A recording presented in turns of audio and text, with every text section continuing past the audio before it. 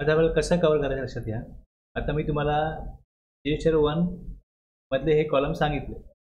तर हे रिसिपियंटच्या GSTR 2A मध्ये जातील, 2B जातील आणि त्यानंतर रिसिपियंट इनपुट टॅक्स क्रेडिट घेऊ शकतो.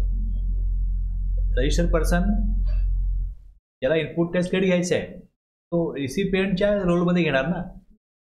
टॅक्स जेव्हा भरायचा आहे तेव्हा आउटवर्ड सप्लाय जो केला आहे तो डिक्लेअर केला आहे तो जीएसटीआर 1 मध्ये. इथे सप्लायर पॉईंट ऑफ व्ह्यू आहे की सप्लायर काय करेल, आपला जो आउटवर्ड सप्लाय आहे तो जीएसटीआर 1 मध्ये दाखवेल. म्हणजे सप्लायर जीएसटीआर 1 मध्ये फक्त काय करतो, आउटवर्ड सप्लाय दाखवतो. इथे इनवर्ड सप्लाय काही नाही आहे. तर ज्यावेळेस हे रिटर्न जीएसटी मध्ये कशा प्रकारे असतील याचं लॉ मेकर प्लॅनिंग करत होते. आणि त्यावेळेस त्यांची अगोदरची योजना जी होती रिटर्नच्या बाबतीमध्ये ती अशी होती,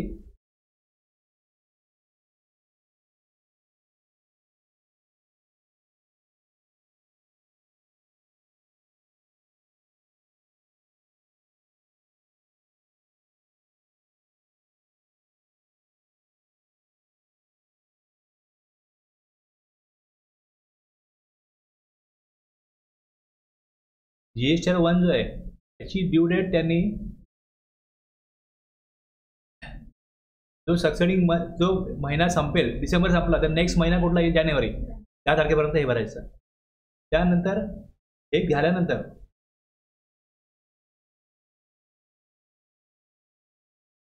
जीएसटीआर 2A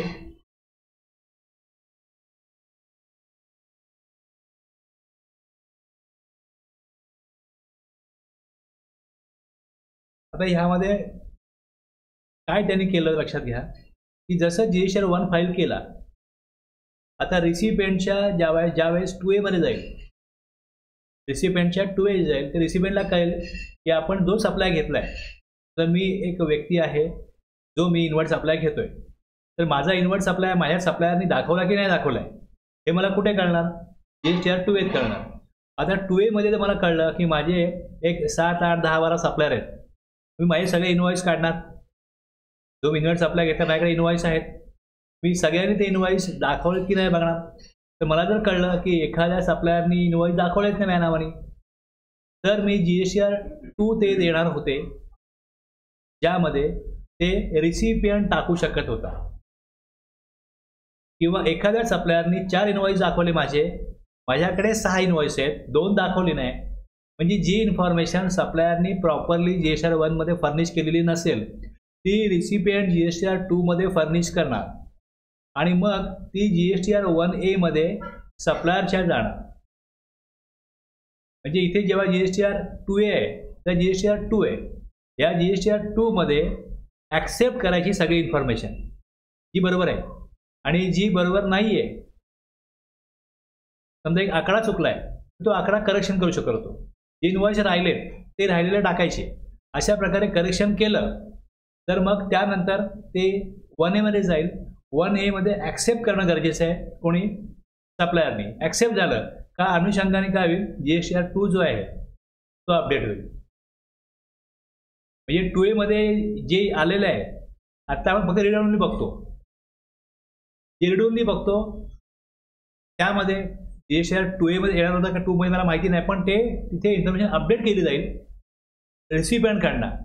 ती अपडेट केलेली इन्फॉर्मेशन परत सप्लायरकडे जाईल आणि सप्लायर ती ज्यावेळेस ऍक्सेप्ट करेल त्यावेळेस ही इन्फॉर्मेशन त्याचा फायनली जीएसटीआर 1 मध्ये सगळी येईल. त्यांनी टाकलेले इनवॉइस, रिसिपियंटनी टाकलेले इनवॉइस, करेक्ट केलेली इन्फॉर्मेशन, ही सगळी जीएसटीआर 1 करेक्ट जो आहे तो सप्लायर पॉईंट ऑफ व्ह्यू जाईल. आता हे सगळं काम करण्याला त्यांनी 11 ते 15 हे 5 दिवस ठेवले होते. 11 ते 15 मध्ये कोणी जीएसटीआर 1 फाईल करणार नाही. म्हणजे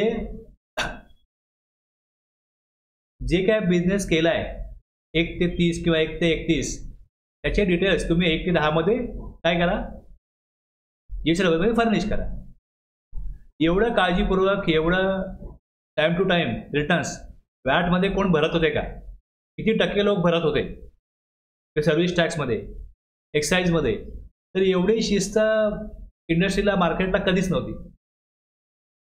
सगळ्यात पहिली गोष्ट. तरी पण त्यांनी अशा प्रकारचा लॉ आणला. की लोक हॅबिच्युअलच नाही आहेत रिटर्न्स वेळच्या वेळी भरायला.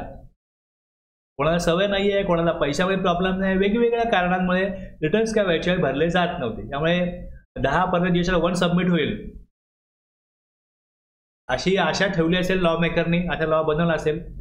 दुसरी गोष्ट, हे जे सगळं करायला पाहिजे होतं,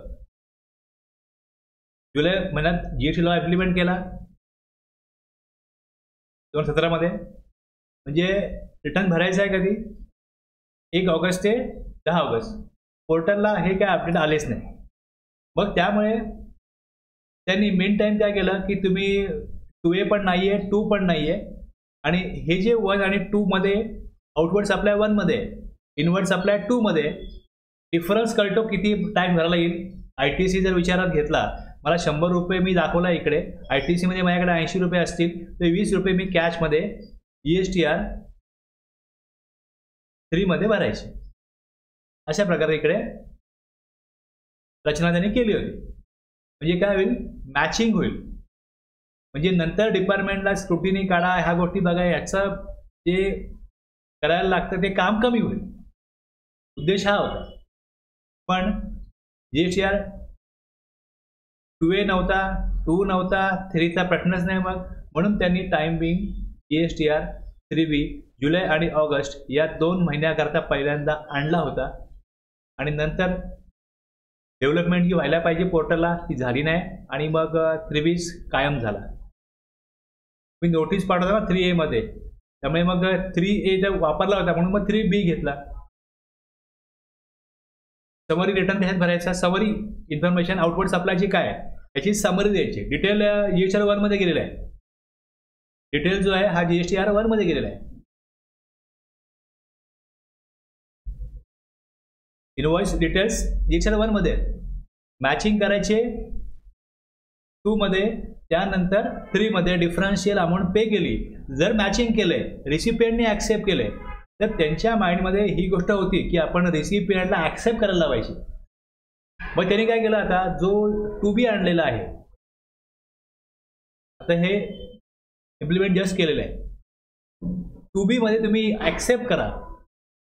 रिसिपियंटला हे दिलं की तुम्ही जे तुमचे इनवॉइस दिसत आहेत, या तुमचे इनवॉइस जे आहेत तुम्ही ऍक्सेप्ट करा. जर नाही ऍक्सेप्ट केले तर मानलं जाईल की तुम्ही ऍक्सेप्ट केलेत ते.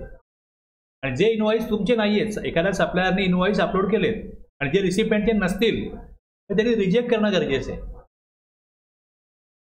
अशा प्रकारे आता हे पोर्टलला इम्प्लिमेंट केलंय. असा रूलमध्ये आलं की असं ऍक्सेप्ट करा तर ते लिगल होईल. पोर्टलने सांगितलं असं करा. जसं 2A त्याने आणला, तर 2A आणल्यानंतर 2A बरोबर मॅचिंग केलं पाहिजे, असं लॉ मध्ये नव्हतं, सेक्शनमध्ये नव्हतं. असं 2A मध्ये माहिती बघू शकता. ते फक्त बघण्यासाठी की सप्लायरने कुठले इनवॉइस दाखवलेत. आता 2B आपण जेव्हा बघू आता सेक्शन 16, तेव्हा 2B जे बाबतीत दिलेलं आहे की 2B बरोबर मॅच झाले पाहिजे. तोच ITC घ्या जे सप्लायरने अपलोड केले आणि जे 2Bत आले. तसं 2A मध्ये ते येतात, त्याविषयी लॉ नव्हता. त्यामुळे आता हे ऍक्सेप्ट करा तुम्ही. याविषयी काहीतरी अमेंडमेंट असेल की ऍक्सेप्ट करणं गरजेचं आहे. अदरवाईज मानले जाईल की ते ऍक्सेप्ट केले. आता ज्या वेळेस इकडे तुम्ही बघताय हे भरायचं कसं GSTR 1, त्याच्यामध्ये B2B आता 4A आणि 4B आहे. ओके, 4A आणि 4B आहे. त्याचा फॉर्मॅट दिला होता की काय असेल, 4A काय असेल, 4B काय असेल.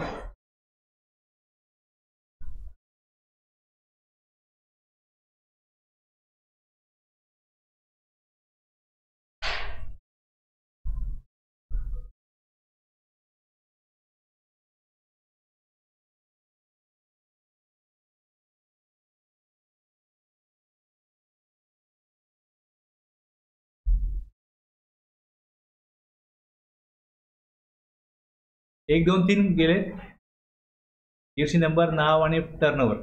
4 पासून काय झालं, टॅक्सेबल आउटवर्ड सप्लायज.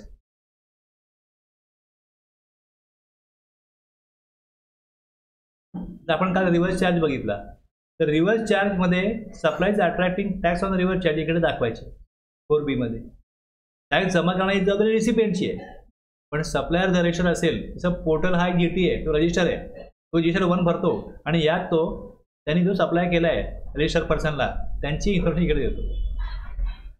त्याला इनवॉइस बनवायचं आहे, पण इनवॉइसवरती टॅक्स भरणं कॅशमध्ये ही जबाबदारी रिसिपिएंटची आहे. 4A मध्ये फॉरवर्ड चार्ज आहे आणि हा जो 4C आहे हा तुम्ही बघताय supplies made through e-commerce operator attracting TCS. आता ह्याच्यावरती पोर्टलला कशा प्रकारे हे वापरायचं हे नव्हतंच, हे आलंच नव्हतं. ते त्याने 4C नाही दिलेला. पूर्वी देत होते मग त्याने तो काढला की आपण 4C इम्प्लिमेंट केलाच नाही. आता जो सप्लाय केलाय रजिस्टर्ड पर्सनला तो इथे 4A मध्ये येतो, 4B मध्ये येतो. 4A मध्ये फॉरवर्ड चार्ज, 4B मध्ये रिव्हर्स चार्ज. त्यानंतर इथे B2C अदर मध्ये काय येतं अनरजिस्टर्ड पर्सन. इथे इन्फॉर्मेशन इनवॉइस वाईज द्यायची असते आणि इथे state wise rate wise summary द्यायची असते. माझ्याकडे समजा एक 10 इनवॉइस आहेत, 1 लाख इनवॉइस आहेत, जे त्याच्यामधले जे 5% अमाऊंट जेवढी आहे महाराष्ट्र स्टेटमध्ये 5% अमाऊंट किती इनवॉइस सगळे मिळून अमाऊंट द्या. CGST किती AGST किती. वेगळं स्टेट आहे मग त्यामध्ये IGST लागत असेल तर IGST किती 5%चा किती 12चा किती 18. म्हणजे स्टेट वाईज रेट वाईज त्यांनी काय करायचं इकडे डेटा ह्यात द्यायचा B2C अदरमध्ये. आणि जर राज्याबाहेर सप्लाय केला दिसते इथे 1 लाख अमाऊंट दिसते, पहिले 2.5 लाख होती. 1 लाखाच्या वरती जर इनवॉइस बनला राज्याबाहेर सप्लाय झाला तर इनवॉइस वाईज माहिती द्यायची राज्याबाहेरची. काय दिलं तिकडे taxable outward supplies to a unregistered person where place of supply is other than the state where supplier is located interstate supplies and invoice value is more than 1 lakh. Interstate supply असेल आणि invoice value 1 लाखाहून जास्त असेल तर मग ती B2C अदरमध्ये घ्यायची नाही. राज्यामध्ये किती पण होऊ दे 1 लाख लिमिट हे सेम स्टेटसाठी नाही आहे. एक्सपोर्ट इनवॉइस 6A मध्ये घ्यायची. एक्सपोर्ट इनवॉइस 6A मध्ये घ्यायची. राज्यामध्ये सप्लाय केला, सेजमध्ये सप्लाय केला, सेजमध्ये स्पेशल इकॉनॉमिक झोनमध्ये. आता हे 6 जसं घेतलं त्याने तुम्ही 6ला याल 6 मध्ये बघाल तर 0 डेट सप्लाय याच्यामध्ये एक्सपोर्ट याने वेगळा ठेवला आहे कॉलम आणि हे 6B आणि 6C जे आहे हे तुम्हाला पहिल्याच कॉलममध्ये आलेलं दिसतंय, इकडे आलेलं दिसतंय 6B आणि 6C. म्हणजे हे रजिस्टर्ड पर्सन भारतामधले असतील, सेम स्टेटमध्ये असतील किंवा वेगळ्या स्टेटमधले असतील, पण त्यांच्याकडे GST नंबर आहे, त्यांची इन्फॉर्मेशन इथे येईल. म्हणजे taxable supply forward charge, 4B मध्ये रिव्हर्स चार्ज, 6B मध्ये तो रजिस्टर्ड पर्सन असेल पण तो स्पेशल इकॉनॉमिक झोनमधला असेल. 6C मध्ये डीम एक्सपोर्ट आहे. डीम एक्सपोर्ट काय असतं आपण जेव्हा रिफंड बघू त्यावेळेस तुम्हाला कळेल. हे पण रजिस्टर्ड पर्सन असतात. आणि 6A देशाबाहेर गेलं तर मग तिकडे जे कस्टमचं ऑफिस असतं तिकडे प्रोसेसिंग होते, मग तिकडे एक्स्ट्रा माहिती काय भरायला लागते शिपिंग बिल डेट किंवा bill of export date, shipping bill number, bill of export number ही माहिती ते भरायला लागते.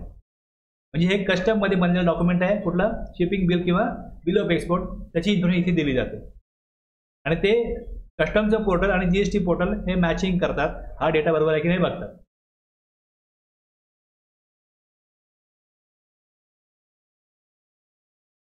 हे जी 1 लाखाच्या वरचा इनवॉइस आहे राज्याबाहेरचा याला लार्ज म्हणतात, B2C लार्ज म्हणतात. आणि याला B2C अदर किंवा काही लोक याला स्मॉल म्हणतात.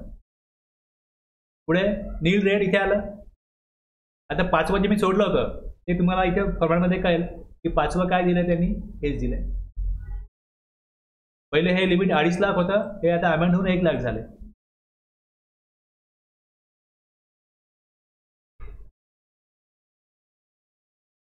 इकडे जे 4A 4B आणि 4C तिकडे दिसतंय ते 4C जे आहे ते त्यांनी इकडे बघा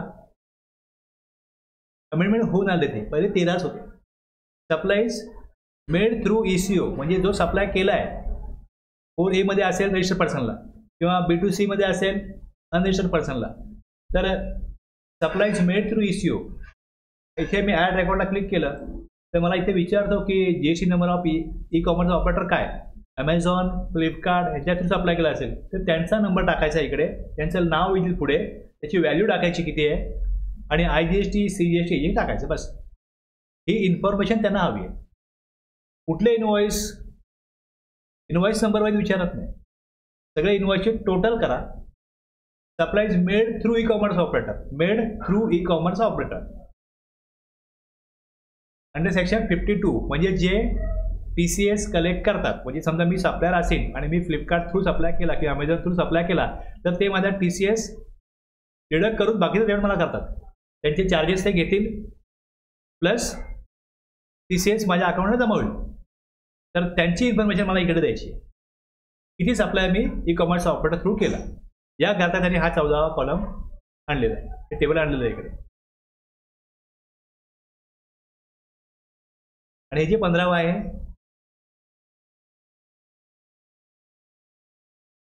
हे कोणा करताय, सप्लाईज अंडर सेक्शन 95.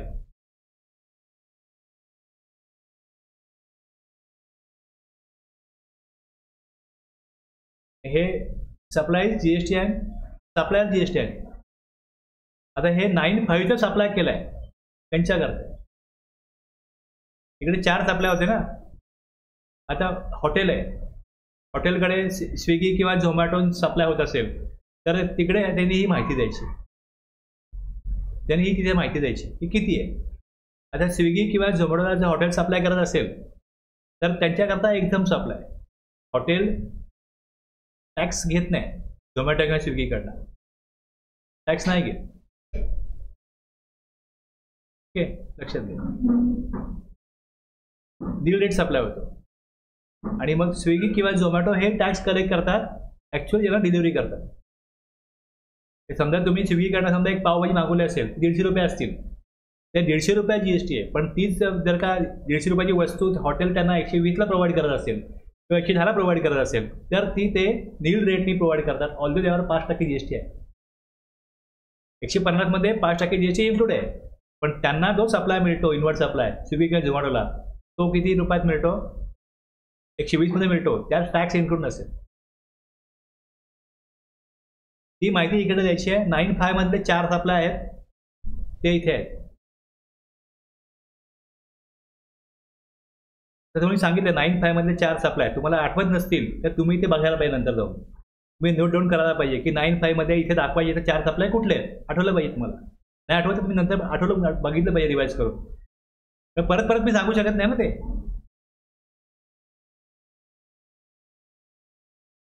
इथे दिसतंय नील रेट. नील रेटमध्ये आपण किती प्रकार बघितले की एक रेट नील आहे, दुसरं एक्झम्प्ट म्हणून त्याला सेक्शन 11 मध्ये नोटिफिकेशन काढलेले त्यामध्ये आहे. एक तर सेक्शन 9चं नोटिफिकेशन आहे, यात त्यांनी सप्लाय केलाय, कुठले कुठले एजेशन कोड दिले त्याच्यामध्ये असेल सप्लाय तर तो नील रेट आहे. आणि सेक्शन 11 नोटिफिकेशन प्रमाणे असेल लिस्टेड तर तो एक्झम्प्ट आहे. आणि जर तो नॉन टॅक्सेबल सप्लाय असेल म्हणजे पेट्रोलियम प्रॉडक्ट किंवा वाईन शॉप यांचा जो बिझनेस आहे तो कशामध्ये येतो, नॉन GST. म्हणजे परत 3 कॉलम आले, नील रेट, दुसरं exempted, other than nil rate, non GST. इथे नॉन GST म्हणजे एक्झाममध्ये दोन्ही कव्हर होतं, नील रेट पण आणखी नॉन टॅक्सेबल पण. पण इथे माझ्या वेगवेगळे कॉलम दिले. जे स्पेसिफिकली एक्झाम्प्ट आहे त्याची व्हॅल्यू इकडे द्या आणि नील रेट व्हॅल्यू आहे ते इकडे द्या. पहिल्या कॉलममध्ये नील रेट, दुसऱ्या कॉलममध्ये एक्झाम आणि तिसऱ्या कॉलममध्ये नॉन GST. राज्यामध्ये राज्याबाहेरचं दोन्ही वेगवेगळे. खाली परत हे इंट्रास्टेट आणि इंटरस्टेट आणि प्लस त्यामध्ये काय रजिस्टर्ड पर्सनला दिलेले, अनरजिस्टर्ड पर्सनला केलेले. म्हणजे यात परत 4 कॅटेगरीमध्ये 3 वेगवेगळ्या प्रकारचे स्पेसिफिकली अमाऊंट काढून त्या द्यायच्या तिकडे.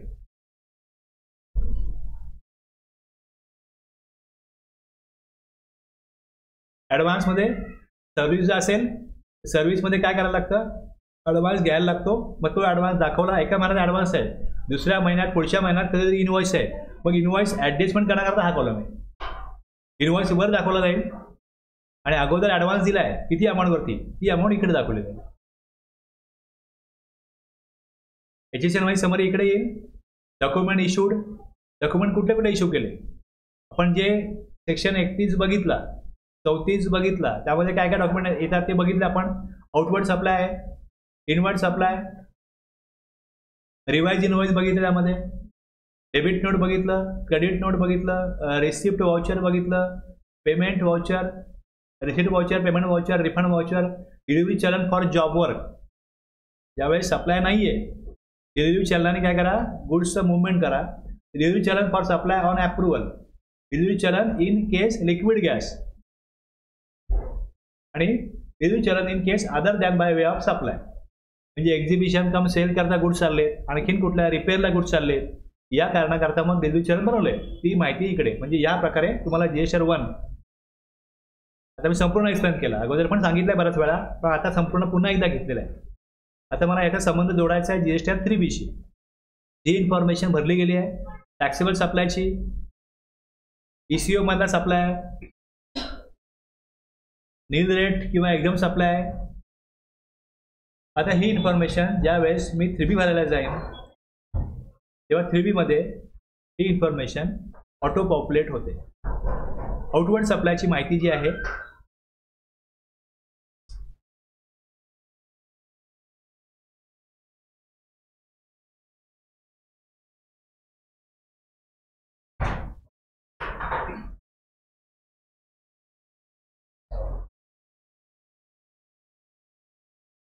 It's a tax on outward and reverse charge inward supplies. Reverse purchase केलं ज्यावर टॅक्स भरायचा आहे, 3B हा कशा करताय, जो टॅक्स देणं लागतो टॅक्स पेअर, ती माहिती त्याने 3.1 मध्ये द्यायची. आता आउटवर्ड सप्लायमध्ये जी टॅक्स देणं लागतो ती माहिती इकडे येईल. इथे टॅक्स आहे, इथे टॅक्स आहे. Outward supplies, outward taxable supplies, एकूण व्हॅल्यू, एकूण व्हॅल्यू B2B, B2C सगळे मिळून, लार्ज स्मॉल सगळे मिळून इथे येईल. जे 6A मध्ये होतं ते इकडे येईल, प्लस जे 6A, 6B, 6C दिलेत ना, outward taxable supply, zero rated supply. Zero rated supply मध्ये जे येतं एक्सचेंज मधलं येतं, देशाबाहेरचं येतं, रिम एक्सपोर्ट नाही येत त्यामध्ये. झिरो डेट सप्लाय मध्ये येतं ती माहिती इकडे येईल. कारण की जर रिफंड घ्यायचा असेल तर मग ती इन्फॉर्मेशन मॅच व्हायला पाहिजे. त्यामुळे इथे या कॉलमवरती माहिती वेगळी मागवली जाते. IGST भरला असेल किंवा नसेल, IGST भरला असेल तर इकडे IGSTची अमाऊंट द्यायची आहे. जर IGST पे न करता झिरो सप्लाय केला असेल तर फक्त इकडे टॅक्सेबल व्हॅल्यू येईल. त्याच्या खाली नील रेट, एक्झाम्पल इकडे आहे बघा. हे सगळं GSTR 1 भरलं आहे ते ऑटोमॅटिक इथे भरून सगळं येतं. जर मी GSTR 1 चुकीच्या प्रकारे भरला असेल तर मग ही माहिती चुकीची इथे येणार.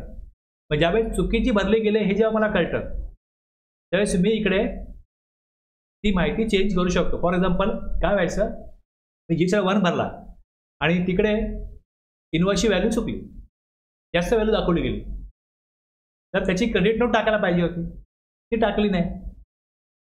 आता काय केलं यांनी, अशा चुका ज्या भरल्यानंतर कळतात, म्हणजे हे जेव्हा भरलं मी GSTR 1 दाखवला त्यावेळेस रिसिपियंटला 2A मध्ये गेला, 2B गेला, मग रिसिपियंट कम्युनिकेट करतो आणि काय गोष्टी कळतात. एखादा इनवॉइस 4 इनवॉइस दाखवले, 5 दाखवायला पाहिजे होते. मग अशा प्रकारे ज्या रिसिपियंटला कळल्यानंतर जे करेक्शन लोक करत होते ते करेक्शन नेक्स्ट मंथला व्हायचे. समजा इथे मी तुम्हाला अमाऊंट दिसते ही 2,86,000, GSTR 1ला माझ्या 2,55,000 आहे, मी इकडे 86 दाखवतो.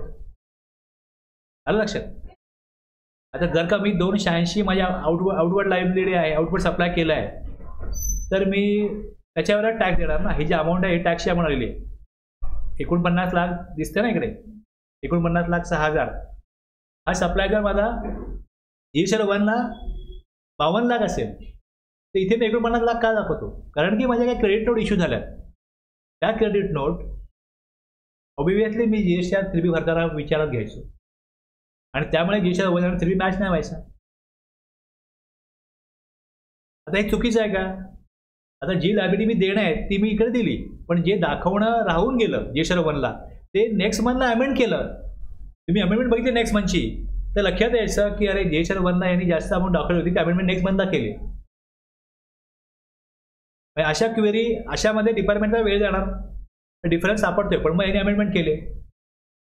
मग आता हा जो प्रॉब्लेम होता हा टाळण्याकरता त्यांनी काय केलं, हे जे अमेंडमेंट आहे GSTR 1 भरल्यानंतर 2B किंवा 2A मध्ये दिसल्यानंतर ज्या वेळेस कम्युनिकेशन केलं जातं त्यावेळेस काय खाली इकडे तुम्ही बघाल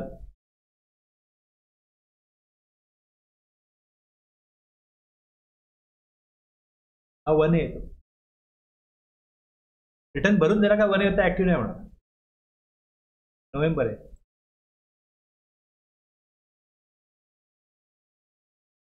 मी जेव्हा 1 भरीन 2B जनरेट होईल त्यानंतर 1A येतो. तुम्ही भरला का 1A तर कामच संपलं.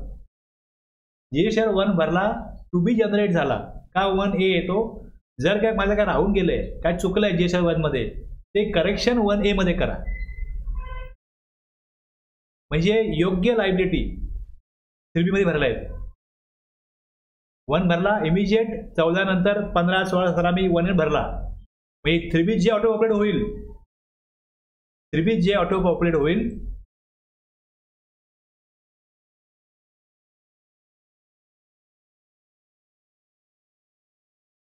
आणि GSTR 1 मध्ये जे अमेंडमेंट होऊन झालेले आहे त्यात डिफरन्स असेल का. माझा प्रश्न काढला काय, मी GSTR 1 भरला त्यानंतर 1A ला अमेंडमेंट केली त्याच महिन्यामध्ये 11 तारखेपर्यंत GSTR 1 भरला, 15 16 कधी GSTR 1A मध्ये अमेंडमेंट केली. आता 3B मध्ये जे दिसतंय ते योग्य डेटा गेला. 1A मी कव्हर केला मध्ये की मराठी गरज काय पडली. 1A कशा करत आहे, 1A हा अमेंडमेंट करण्याकरता आहे की GSTR 1 मध्ये जो डेटा फिलअप केला आहे त्यामध्ये काही इनवॉइस राहून गेले, क्रेडिट नोट राहून गेले तर तुम्ही तिथे भरा. नेक्स्ट मंथला भरल्यामुळे काय व्हायचं, इथे 3B मध्ये व्हॅल्यू मॅच व्हायची नाही. आता GSTR 1A मिळून किती व्हॅल्यू येते ती 3B मध्ये त्या ऑटोमॅटिक होते.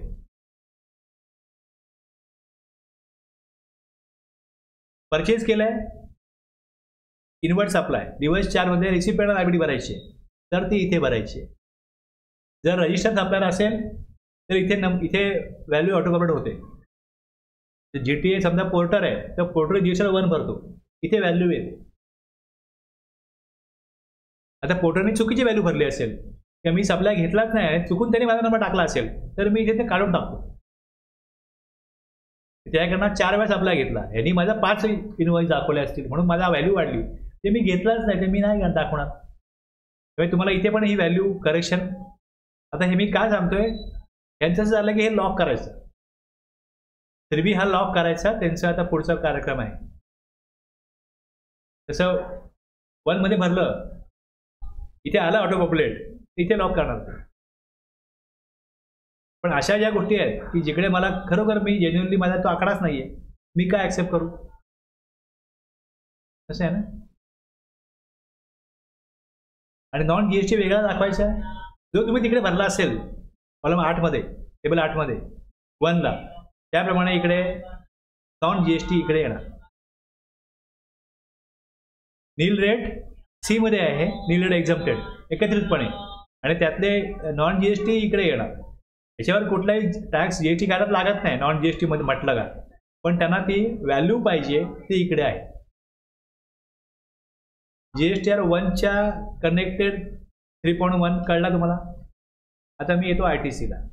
आता तुम्ही सेक्शन बघायला याचा, तर सेक्शन जो आहे याचा आउटवर्ड सप्लाय साठी 37 हा जो चॅप्टर आहे, चॅप्टर 9 रिटर्न्सचा, हा तुम्ही सेक्शन 37 ते 48 बघाल, हे या चॅप्टरमध्ये येतं रिटर्न्समध्ये. आउटवर्ड सप्लाय तुम्हाला मी सांगितलं आता हा सेक्शन 37 मध्ये, आणि आपण जे रिटर्न ज्याला म्हणतो 3B तो 39 मध्ये. ओके. आणि तुम्हाला हा जो मी ओव्हरव्ह्यू दिला इकडे की पहिले कसं सिस्टम होतं की GSTR 1 पहिले भरल्यानंतर मग मॅचिंग होणार होतं, इनवॉइस मॅचिंग. आता हे इनवॉइस मॅचिंग होण्याकरता त्यांनी काय केलं होतं, इकडे हे 3 सेक्शन तुम्ही बघताय, सेक्शन 42 43 हे जे होते हे आता काढून टाकण्यात आलेले आहेत आणि सेक्शन 38 जो आहे हा पण बदलण्यात आलेला आहे. म्हणजे जो इनवर्ट सप्लाय आहे सेक्शन 38 मध्ये त्याचं 2 आणि 2A हे जे रिटर्न तुम्ही बघत होतात किंवा हे जे काय स्टेटमेंट आहेत त्यामध्ये ते मॅचिंग करा. तर ती पद्धतच जी आहे मॅचिंग करण्याची ती 42-43 थ्रू हँडल होती. आता तसं होत नाही, त्यामुळे हे 2 सेक्शन डिलीट केले. त्यानंतर ते वेगळ्या प्रकारे याला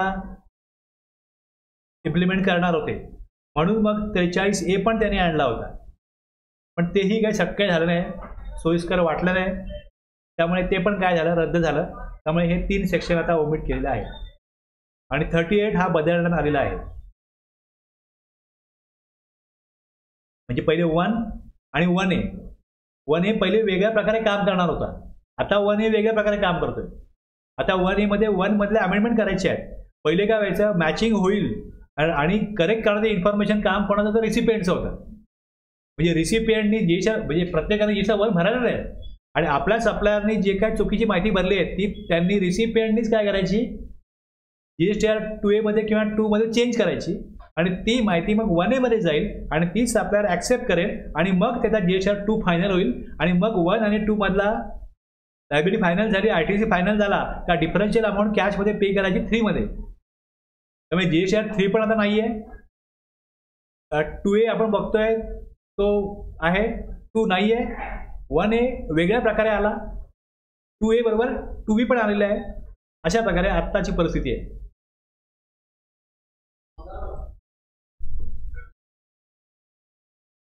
आता हे जे GSTR 1 आहे याला रिटर्न म्हणत नाहीत, याला काय म्हणतात, याला एक स्टेटमेंट म्हणतात आणि 3B जो आहे याला रिटर्न म्हणतात.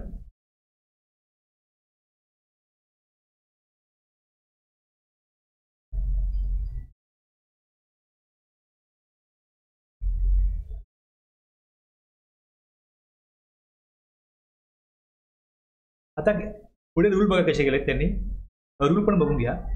रूल 59 ते 84 इतके रूल आहेत. आता आउटवर्ड सप्लाय करता आपण 59 बघणार. हा रूल 59 जो आहे, आपण जो GSTR 1 मध्ये जी माहिती कशी भरायची, इनवॉइस वाईज कुठे द्यायची, समरी कुठे द्यायची, हे सगळं डिटेलमध्ये या रूल 59 मध्ये दिलेलं आहे. रूलमध्ये दिलंय ती प्रोसिजर, रूल जेव्हा असतो त्याची काही प्रोसिजर असते, हे करा. रिटर्न हे काय तिकडे सेक्शन 37 काय आहे, ही तरतूद आहे की या प्रकारे आउटवर्ड सप्लाय भरायचा आहे. तो कसा भरायचा हे रूलमध्ये आहे आणि त्याची प्रोसिजर फॉर्ममध्ये, इथे फॉर्म देतील रूलप्रमाणे आणि कशा प्रकारे भरायचं हे देतील, ते रूल 59 मध्ये दिलेले आहे. आता इनवर्ट सप्लायबद्दल form and manner of ascertaining details of inward supplies 2A 2B आहे. रूल 60 आहे. 61 मध्ये फर्निशिंग ऑफ रिटर्न आहे, हा 3B साठी आहे. अशा प्रकारे इकडे कॉटन रिटर्न करता 61A आहे. NRTP करता. आता हे तुम्ही बघाल, हे जे वेगवेगळे इतर रिटर्न घेणारे प्रकार आहेत, TDS, TCS, NRTP यांच्याकरता रूलमध्ये कशा प्रकारे प्रोसिजर करायची हे दिले आहे. हे मी जेव्हा येतो वाचतो 37(1) यात काय दिलं जातं की personal liable to furnish the details of outward supply, आणि यातनं वगळलेत कोणाला, अदर दॅन हे जे आहेत composition dealer, ISD, non resident taxable person, यांच्याकरता GSTR पेमेंट करायचं आहे. कंपोजिशन डीलरला CMP 08 मध्ये क्वार्टरली, रिटर्न त्यांना GSTR 4 आहे. GSTR 5 आता ISD करता 6 आहे, NRTP करता 5 आहे. कंपोजिशन करता GSTR 4 हा रिटर्न इयरली आहे. त्यानंतर TDS, TCS, GSTR 7, GSTR 8 आहे. ओके, कळलंय. म्हणजे अदर दॅन मध्ये हे जे दिलंय वरती हे कव्हर होतं, पण त्याला रूल कुठले आहेत ते पुढे मी दिलेले. पण त्यांनी कशा प्रकारे GSTR 4, 5, 6, 7 जे दिले त्यांना 8, त्यात कशी माहिती भरायची कोणी, ती त्या रूलमध्ये, आणि ते कम्युनिकेट केलं जाईल. ती इन्फॉर्मेशन जी GSTR 1 मध्ये भरली आहे ती 2A किंवा 2B आपण बघतो. मला लक्षात, जे आपण करत आहोत, बघत आहोत, त्याचा सेक्शन काय आणि रूल काय हे मी सांगते तुम्हाला फक्त. आता हे सगळं तुम्ही वाचाल, त्यातमध्ये अमेंडमेंट कशी करायची, अमेंडमेंट करता येईल का, मग याविषयी पण आणखीन सबसेक्शन आहे आणि त्याविषयी पण त्याचे रूल आहेत खाली. अशा प्रकारे इयरली कोणी करायचं, क्वार्टरली जेव्हा करायचं आहे तेव्हा क्वार्टरली करताना जे इनवॉइस फर्निशिंग फॅसिलिटी आहे त्यामध्ये किती अमाऊंटपर्यंत इनवॉइस टाकता येतात, अप टू 50 लाख. ओके, आणि त्याला 13 तारीख दिलेली आहे, 13 तारीख. ओके, 13 तारीख. B2B सप्लाय, B2C सप्लाय ज्यांनी क्वार्टरली घेतलंय तर त्यांना ऑप्शनली इनवॉइस फर्निशिंग फॅसिलिटीमध्ये ते B2B सप्लाय असलेले इनवॉइस त्यांना जर त्यांनी अपलोड केले तर रिसिपेंटला ITC मिळेल, अदरवाईज नाही मिळणार. दुसऱ्या महिन्यात पण तसंच आहे. म्हणजे आउटवर्ड सप्लाय टाकला पाहिजे हे गरजेचं नाही आहे, ऑप्शनल आहे, पण टॅक्स भरणं गरजेचं आहे. क्वार्टरली रिटर्न आहे आणि मंथली पेमेंट आहे, QRMP quarterly return monthly payment त्यांना जे करायचं आहे ते पेमेंट त्यांना 25 तारखेपर्यंत करायचं हे सांगितलंय. रिटर्न मंथली असतो, 3 ते 20 तारखेला भरतात, त्यात ते पेमेंट करतात, म्हणजे त्यांना पेमेंट 20 तारखेपर्यंत करायला लागतं. पण ज्यांचा रिटर्न क्वार्टरली आहे त्यांना 25 तारीख दिलेली आहे.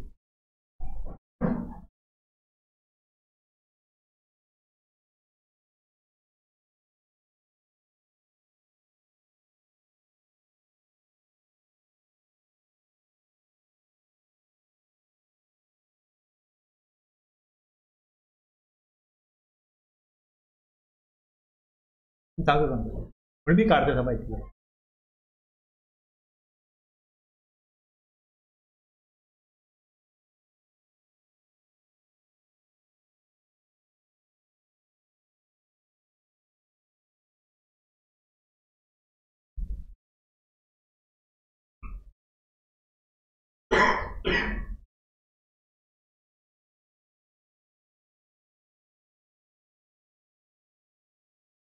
तर मी जेव्हा इथे पेमेंट करायला जातो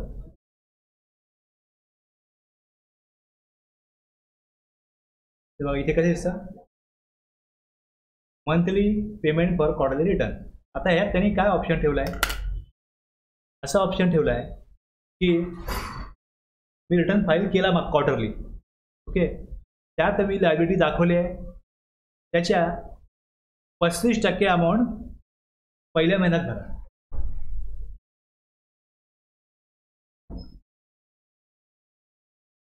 एक ऑप्शन आहे का, असं कंपल्सरी नाही आहे, हा ऑप्शन आहे. एक तर मी लायबिलिटी काढीन की माझा आउटवर्ड सप्लाय 100 आहे आणि ITC 80 आहे, तर 20 रुपये मला कॅशमध्ये भरले पाहिजेत ना, ही कॅश भरून घ्यायची, ही इलेक्ट्रॉनिक कॅशला जमा राहील, लक्षात घ्या. एक ऑप्शन हा आहे. दुसरा असं आहे की तुम्ही मागच्या महिन्यात तुम्ही किती भरले होते, सपोज 200 भरले होते, ओके, तर ह्याच्या 35% किती होतील, 70 भरा, ओके, 70 भरा. आता माझं उलट आहे की मागच्या महिन्यात मी 70 भरले होते, सॉरी मागच्या महिन्यात मी 20 भरले होते, आता मला 70 भरायचे, ओके. आता 20च्या 35% मी जर भरले तर मला फायदा होईल ना, कमी भरले होते ना तिकडे. बघा मी काय म्हणतोय की इकडे मला ॲक्च्युली भरायचे आता 70 रुपये, हिशोब केला तर आउटवर्ड सप्लाय किती, इनवर्ड सप्लाय किती. आता हे काय म्हणतात, आयदर तुम्ही काय करा, सेल पासेस अमाऊंट भरा, किती भरायची ती, चलन बनवायचं आहे 20 रुपयाचं, 70 रुपयाचं ते भरा, किंवा जर का मी 35% भरली चलन, 35% एवढं मागच्या वेळा चलन बनलं होतं 3 क्वार्टरलीचं, एकूण अमाऊंट जेवढी भरली गेली होती त्याच्या काय करायचं, 35% अमाऊंट चलन बनव. आता इथे as per law no interest shall be levied, याच्यावर काय इंटरेस्ट लागणार नाही. एक हिशोब करा आणि ॲक्च्युअल अमाऊंट भरा, आणि हिशोब करायला वेळ नाही किंवा करायचा नाही, इथं ऑप्शन दिला आहे की जेवढा टॅक्स मी मागच्या महिन्यात क्वार्टरला भरला आहे, 3 महिन्यात मिळून जेवढा भरला आहे त्याच्या 35% अमाऊंट पहिल्या महिन्यात भरा, 35% दुसऱ्या महिन्यात भरा, आणि ॲक्च्युअली हिशोब करा किती देणं आहे तेवढं तुम्ही तिसऱ्या महिन्यात रिटर्न भरताना भरायचं. कळलं. आता माझी मागच्या क्वार्टरचा तो बिझनेस आहे आणि या क्वार्टरचा त्यात फरक पडणार ना, म्हणजे अमाऊंट एक्झॅक्टली मॅच होणारच नाही ना. एक तर पहिले काय जे आहे ते भरा तुम्ही, पण तरी पण त्यांना ऑप्शन दिलाय की तुम्हाला आहे ते नाही भरायचं आहे, तर जास्त किंवा कमी, जास्त झालं जास्त जमा राहतील, मग तुम्ही तिसऱ्या महिन्यात ऍडजस्ट करा. क्वार्टर मिळून पण जेवढा बिझनेस जेवढा टॅक्स भरायचा आहे त्यामुळे जास्त भरला गेला असेल तर तो जमा राहील कॅश लेजरला. तर तुम्ही आयदर पुढच्या पिरियडला वापरा किंवा रिफंड मागा. कॅशचा रिफंड मिळू शकतो. अशा प्रकारे क्वार्टरलीचं काम होतं. जी अमाऊंट भरली जाईल ती जमा राहील कुठे, इलेक्ट्रॉनिक कॅश लेजरला. हे पेमेंटसाठी आलंय. आणि ज्या वेळेस रिटर्न भरायचा असतो तो क्वार्टरली भरायचा असतो, पण रिसिपियंटला त्याचं इनपुट टॅक्स क्रेडिट तोपर्यंत मिळणार नाही जोपर्यंत आपल्याला जीएसटी 1 मध्ये दाखवणार नाही. तर ह्यांना तर जीएसटी 1 क्वार्टरली भरायचं आहे. मग रिसिपियंटचा प्रॉब्लेम होत होता. मग यांनी काय केलं ऑप्शन, जीएसटी 1 पूर्वी जेव्हा क्वार्टरली केला होता,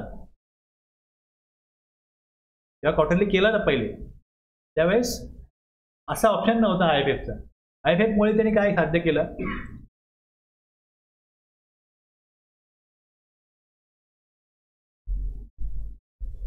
दिसतंय इथे ऑप्शनल दिसतंय ना, ऑप्शनल दिसतंय ना इकडे. आता हा 13/12 पर्यंत इथे दिसतंय एंड डेट.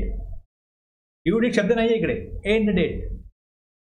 14ला मला भरता येत नाही कारण ही ऑप्शनल दिलं इकडे. ऑप्शनल ही ऑप्शनल फॅसिलिटी आहे. जर मी ऑक्टोबरचा काढला, इनवॉइस फर्निशिंग फॅसिलिटी दिसतंय. यात जर भरलं असेल, एवढंच का कॉलम असतात आयपीएफ मध्ये. 4A 4B 6B 6C हे कोण आहेत, रजिस्टर्ड पर्सन आहेत. त्यांना आयटीसी पासऑन करण्याकरता आयपीएफ दिलंय. B2C मध्ये काय पासऑन नाही करायचंय, B2C भरायची गरज नाही इकडे. क्रेडिट डेबिट नोटने काय होतं, याच्या हे पण आयटीसी वरती परिणाम होतो रिसिपियंटच्या. डेबिट नोटनी सप्लायर आणि डेबिट म्हणून आयटीसी काय होईल, वाढेल. क्रेडिट नोटनी कमी होईल. त्यामुळे invoice credit note debit note registered पर्सनचे ते इकडे दाखवायचे. आणि आपण हे बघितलं सप्लाय अंडर सेक्शन 95 हे पण दाखवायचे. एवढंच बरायचं. डिटेलमध्ये सगळे कॉलम जे लागू होतात ते क्वार्टरली ज्या जीएसटी 1 मध्ये तेव्हा भरतील. आणि जे इनवॉइस इकडे दाखवले ते जीएसटी 1 ला दाखवायचे नाही. हे सगळं तुम्हाला त्यांनी इकडे दिलेलं आहे या रूलमध्ये, कशा प्रकारे हे जाईल क्वार्टरली. बघा 59 मध्ये आपण जे आता बघितलं आयएफएफ साठी, the details of outward supplies furnish using the IFF first second month of a quarter shall not be furnish. GST 1 मध्ये भरायचे नाही. जे इनवॉइस दाखवले उरलेत जे तिसऱ्या महिन्याचे आहेत ते दाखवा, किंवा पहिल्या महिन्यात मी दाखवलेच नसतील किंवा 4 दाखवले 2 नाही दाखवले ते दाखवा तिकडे.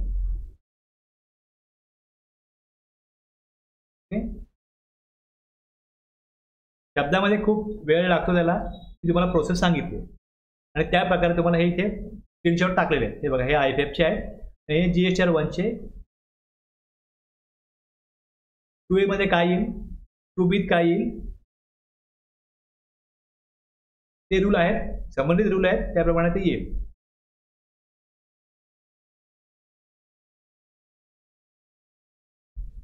थ्री करता सेक्शन 39(1) आहे आणि त्याचा रूल 61 आहे. 39 आणि रूल 61. 3B जो फाईल होतो, आता 3B तुम्हाला मी 2 हे सांगतो. बघा इथे बघा, हे दिसतंय नोटिफिकेशन नंबर 45/2019. रिटर्न हा ज्या वेळेस हा लॉ बनत होता, लॉ मेकर ज्यावेळेस रिटर्न प्लॅन करत होते त्यावेळेस त्यांना रिटर्न हा मंथलीच ठेवायचा होता. कारण मंथली पेमेंट त्यांना हवं आहे. गव्हर्नमेंटला रेव्हेन्यू जनरेट व्हायला पाहिजे, मंथली मिळायला पाहिजे. पण वॅटमध्ये अनेक राज्यांमध्ये हाफ इयर रिटर्न होते, 6 महिन्याचा रिटर्न, क्वार्टरली रिटर्न. त्यांना मंथली करायला सांगितलं तर साहजिक आहे त्यांचं कम्प्लायन्सेस कॉस्ट वाढणार. आणि प्रोसिजर आणखीन इकडे पहिले तुम्ही जीएसटी 1 करा, मग तो ॲक्सेप्ट होईल, मग तो 2A 2 मध्ये टाकता येईल, मग अमेंड होईल. हे सगळं म्हटलं तर ह्याचा अर्थ असा झाला रिटर्न मंथली झाला आणि रिटर्न 1 नाही 3 झाले. रिटर्न फाईल करताना काय बोलायला लागले की जीएसटी 3 रिटर्न आहेत. 1 मध्ये काहीतरी करतो आम्ही, 2 मध्ये पण काहीतरी करतो, 3 मध्ये पण काहीतरी करतो. म्हणजे आमच्यासाठी 3दा काम करायचं ना, 3 प्रकारे काम करायचं आहे. म्हणजे 6 महिन्यात समजा एखादा माणूस 1000 रुपयात करत होता वॅट रिटर्नचं, तो बोलणार 3000 रुपये मी महिन्याचे घेईन आता. रिटर्न मंथली करायचं आहे.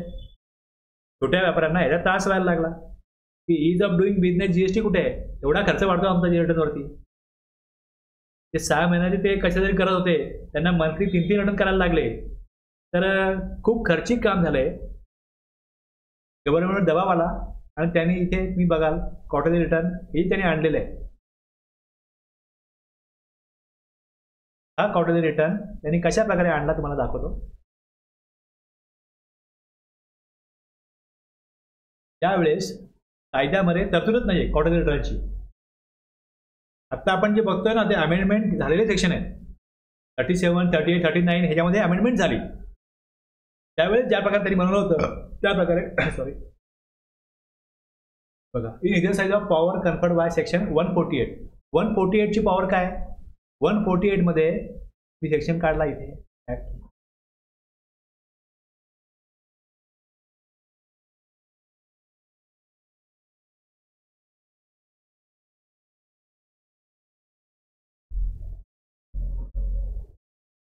Special procedure. ओके, कशाविषयी,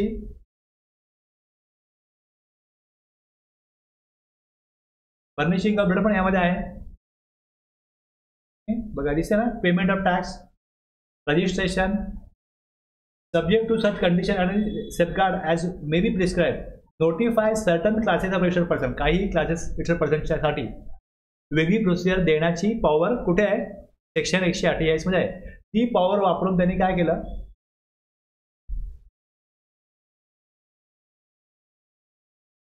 ती पॉवर वापरून त्यांनी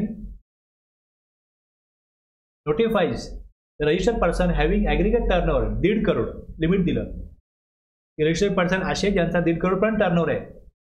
हे कधीपासून आणलं, October 19 to July, August, September 3 महिन्यामध्ये लोकांनी रिटर्न भरले होते मंथली. पण यांची मागणी तीव्र होती की आम्हाला रिटर्न क्वार्टरली पाहिजे. मग October to December, January to March time period हे त्यांनी क्वार्टरली केलं. आणि मग याच प्रकारे पुढे मग हे कंटिन्यू राहिलं. कधीपर्यंत, जोपर्यंत ही अमेंडमेंट कायद्यामध्ये झाली नाही. मी हे बघाल इकडे, हे नोटिफिकेशनचे आहे. New quarterly return notification number 84/2020. इथपासून काय झालं, ॲक्च्युली अमेंडमेंट झाली याच्यामध्ये आणि मग ते सेक्शननुसार, त्या रूलनुसार ते यायला लागले. पहिल्यांदा 148 पॉवर वापरून रिटर्न क्वार्टरली केले. याच्यामध्ये IFA वगैरे काय नव्हतं. पण इमिजिएटली त्यांना जे करता आलं त्यांनी केलं. आता हे प्रॉपरली मग प्रॉब्लेम व्हायला ITC मिळत नाही. कारण की ITC मध्ये अशी एक अट आहे की जर रिसिपिएंटने ते दाखवलं नसेल तर ITC मिळणार नाही. रिसिपिएंटनी दाखवलं पाहिजे, टू ते आलं पाहिजे. हे आणि रिटर्न जे क्वार्टरली भरतात, 20 तारखेला मंथली रिटर्न भरतात आणि क्वार्टरलीला असं ठेवलं की काही राज्यांना 22 तारखेला रिटर्न भरायचं. ती राज्य इथे नकाशा आपण काढला, अर्ध्या राज्यांना 22 तारीख दिली, अर्ध्या राज्यांना 24 तारीख दिली. आलं लक्षात. क्वार्टरली रिटर्न हा ड्यू डेट 22 तारीख, महाराष्ट्र बघा 22 तारखेमध्ये येतो आहे ना, आणि 24 तारीख. आणि पेमेंट कसं करायचं क्वार्टरली रिटर्नमध्ये ते तुम्हाला तिकडे दाखवलं पोर्टलला कसं येतं, ते पण रूलमध्ये आहे.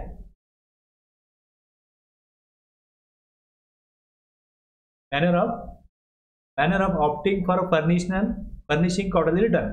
आता ह्याच्यामध्ये पण कसं इथे केलंय की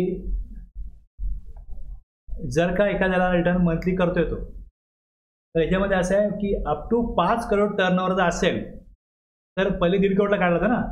आता असं केलं की अप टू 5 करोड टर्नओव्हर असेल तर क्वार्टरली रिटर्न फाईल करता येईल. हे opt in for quarterly return दिसतंय ते ऑप्ट इन. हे सगळं रूलमध्ये आहे मी तुम्हाला इकडे प्रोसिजर दाखवतोय कशा प्रकारे होईल ते. आता हे 24-25 हे वर्ष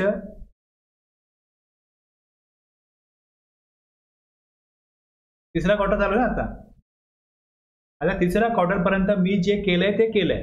मला जर चौथ्या क्वार्टरला बदल करायचा असेल, मंथली टू क्वार्टरली किंवा क्वार्टरली टू मंथली, हे कोण करू शकतो?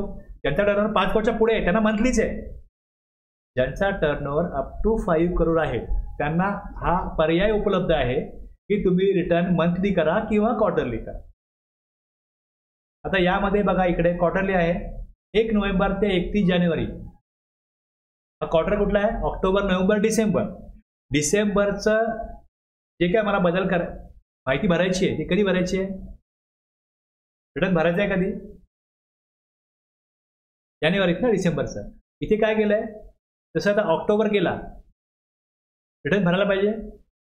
ऑक्टोबर ज्यावेळेस चालू आहे त्यानंतर पुढे 1 नोव्हेंबर ते 31 जानेवारी यात मी हा ऑप्शन बदलू शकतो. आता मंथली होईल. ऑक्टोबरचं माझं झालं, रिटर्न भरायचं आहे, तर 1 नोव्हेंबरला मी चेंज करू शकतो. लक्षात घ्या, रिटर्न भरलाच नाही मी तरी मी चेंज करू शकतो. एकदा रिटर्न भरला का संपलं ना मग.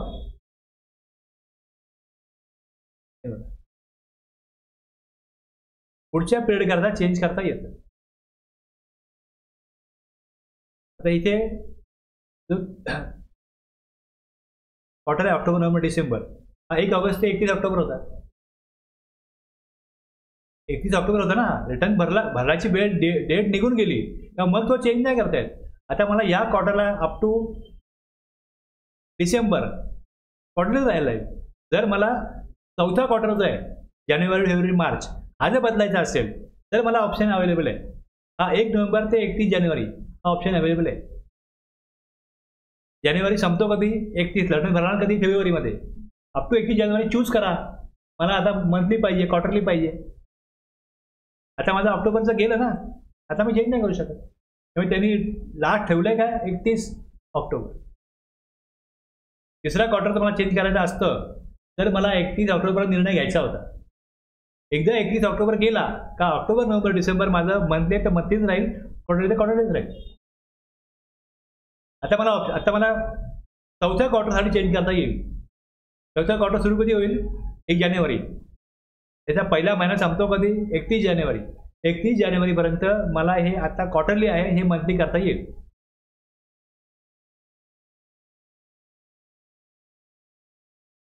ऑप्ट आउट, ऑप्ट इन करण्याकरता हा रूल त्यांनी अमेंडमेंट करून काढला.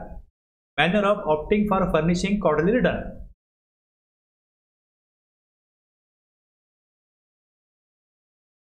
आता हे पेमेंट करायचं आहे. QRMP स्कीम त्यांनी इथे सर्क्युलर पण काढलंय. या सर्क्युलरमध्ये बरीच माहिती आहे.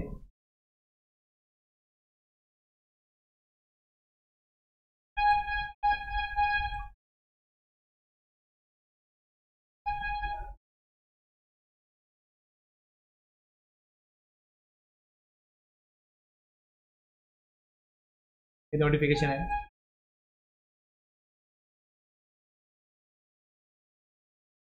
क्षेत्र 43 आहे ना.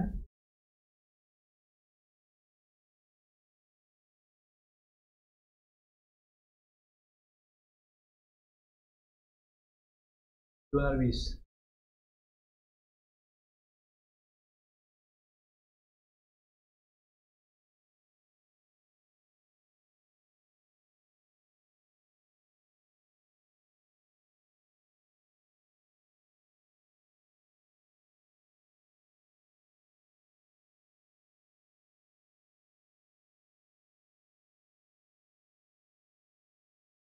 नोटिफिकेशन कुठल्या कुठल्या आहेत, त्यात कशा प्रकारे त्यांनी प्रोसेस दिलेली आहे ते सगळं त्यांनी इथे एक्सप्लेन केलंय.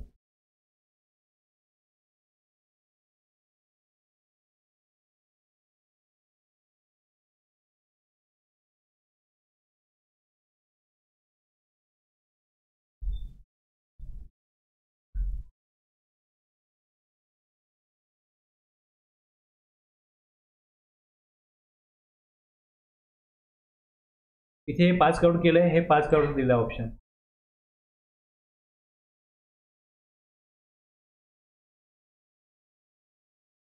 कंपोजिशन सप्लायर करता, हे सगळं तुम्ही वेगवेगळे रूल वाचाल, तुम्हाला त्यामध्ये कळेल. तिथे डिडक्टरला ड्यू डेट काय आहे, कधी भरायचं आहे, काय भरायचं आहे, मग त्याचा 7 आहे.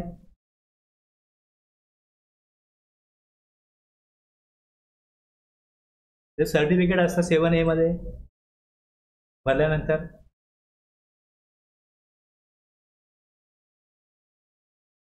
तर हे सगळे जे काय तुम्ही हे बघताय फॉर्म, हा GSTR 1 दाखवला तुम्हाला मी. जर मी सगळं एक्सप्लेन केलं ना तर त्याला 5-6 तास लागतील, सगळं रूल आणि सेक्शन सांगितले तर. जस्ट तुम्हाला मी सांगतोय की हे फॉर्म आहेत, सेक्शन आहेत आणि रूल आहेत, फक्त मी ओव्हरव्ह्यू घेतो याचा. हा 1A हा अगोदरचा होता, आताचा नाही आहे. हा जो 2 आहे हा अगोदरचा होता, आता हा 2 नाही आहे.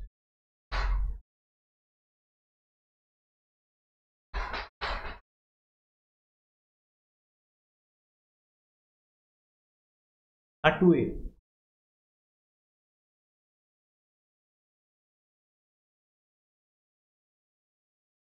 To B.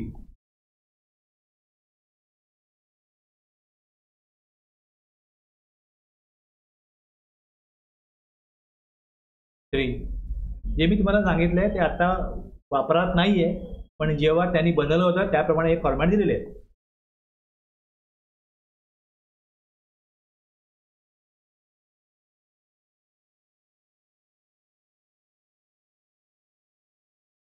थ्री आहे, रूल 68 प्रमाणे 3 आहे. नोटीस टू रिटर्न डिफॉल्टर, त्याचा सेक्शन 46 आहे. 46 ची नोटीस येते 3A मध्ये, त्याचा रूल आहे 68.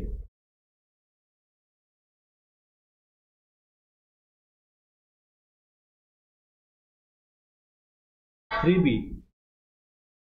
आता 3B मध्ये पण आपण बघतोय हा जुना आहे, इथे काय ऑप्शन चेंज झाले.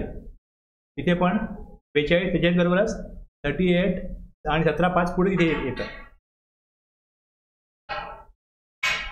आणि हे जे पुढचे आहेत GSTR 4, हा पहिले क्वार्टरली होता, आता हा इयरली ॲन्युअली झालेला आहे. 4A.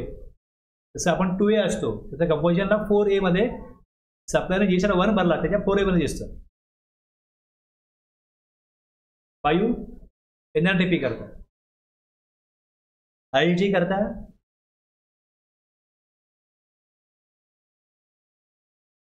आता आणखी 5 हा ORDR सर्व्हिस प्रोव्हायडरला,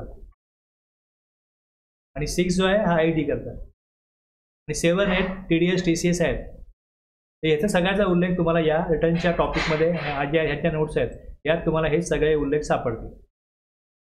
हे भरायचे आहे, त्यात काय माहिती भरली जाते याचा फॉर्मॅट तुम्ही जरा ऑब्झर्व कराल, हे तुम्हाला कळेल कशा प्रकारे त्याला फॉर्मॅट दिलेला आहे. त्यात कशी माहिती भरायची, कोणाची माहिती भरायची, नक्की यात काय भरलं जात आहे, हीच माहिती डिपार्टमेंटला मिळणार, त्यातून तुम्ही स्क्रुटिनी करणार. ऑडिटला गेलं तर हेच बघा काय भरलंय, कसं भरायला पाहिजे, मग त्याच्या संबंधित रूल काय, सेक्शन काय. आता हा जो सेक्शन 41 आहे हा मी ITC मध्ये घेणार आहे, तर मी येतो पुढे. कळलं एवढं आहे. मला घ्यायचं ITC, पण त्याच्यापूर्वी तुम्हाला मिनिमम माहिती असायला पाहिजे, ती मी आता घेतो एवढ्या वेळात, की हे माहिती पाहिजे. आता ज्या वेळेस GSTR 7 किंवा 8 भरला जातो याचा इफेक्ट कुठं दिसतो.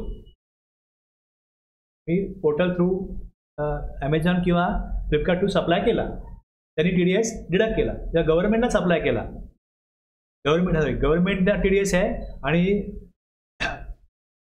Amazon किंवा फ्लिपकार्टला TCS आहे. तर त्यांनी काय केलं, त्यांचं कंप्लायन्स केलं. GSTR 7, TDS 8, TCS याचा इफेक्ट जो आहे तो मिळतो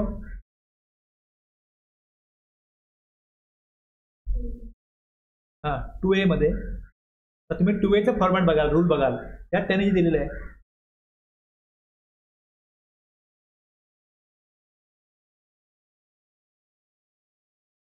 पार्ट ए मध्ये B2B इनवॉइस, पार्ट बी मध्ये IIT क्रेडिट. IIT असेल तर IIT क्रेडिट येईल, असं काय नाही. TDS डिडक्ट कोणी केला असेल तर इथे त्याचं क्रेडिट दिसेल. TCS पार्ट सी मध्ये.